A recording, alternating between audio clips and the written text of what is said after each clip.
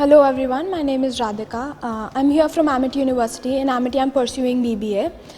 So I've been here for the past 2 days. The experience has been great.